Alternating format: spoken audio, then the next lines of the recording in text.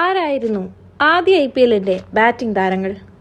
വെടിക്കെട്ട് ബാറ്റിംഗിന്റെ പൂരം എന്ന വിശേഷണത്തോടെ ആരംഭിച്ച ക്രിക്കറ്റിന്റെ മിനി രൂപത്തിന് ആദ്യ മത്സരത്തിൽ തന്നെ വെടിക്കെട്ട് ബാറ്റിംഗുമായി ബ്രണ്ടൻ മക്കല്ലം മികച്ച തുടക്കം നൽകി ലോകശ്രദ്ധ ആകർഷിച്ചെങ്കിലും ഘടാഘടിയൻ കളിക്കാരെ അണിനിരത്തിറക്കിയ ടീമുകളെ അമ്പെ അന്തം വെടിയിച്ച് ഒട്ടും താരപ്പൊലിമയില്ലാത്ത ടീം മുന്നേറുന്നതിനും ഒന്നാം IPL സാക്ഷിയായി.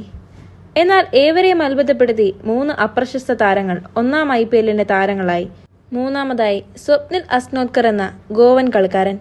9 മത്സരത്തിൽ നിന്നും 34.56 ശരാശരിയിൽ 133.48 സ്ട്രൈക്ക് റേറ്റിൽ 311 റൺസ് നേടി വരവറിയിച്ചെങ്കിലും സീസണൽ വണ്ടറായി ഒതുങ്ങാനായിരുന്നു വിധി. അനുജിന്റെ നിഴൽ മാത്രമായിരുന്ന ബറോഡയുടെ കളിക്കാരൻ യൂസഫ് പത്താൻ എന്ന അമറൻ അടിക്കാരനും കളിച്ച 16 മത്സരങ്ങളിലെ 15 ഇന്നിംഗ്സിൽ നിന്നും 31.07 റൺസിന്റെ ശരാശരിയിൽ 179.01 സ്ട്രൈക്ക് റേറ്റിൽ 435 റൺസ് നേടുകയും രാജസ്ഥാൻ റോയൽസിന്റെ കിരീട നേട്ടത്തിൽ തന്റേതായ സാന്നിധ്യം അറിയിക്കുകയും ചെയ്തു. യൂസഫ് പത്താൻ പിന്നീട് ഇന്ത്യൻ ടീമിലെ സാന്നിധ്യവുമായി.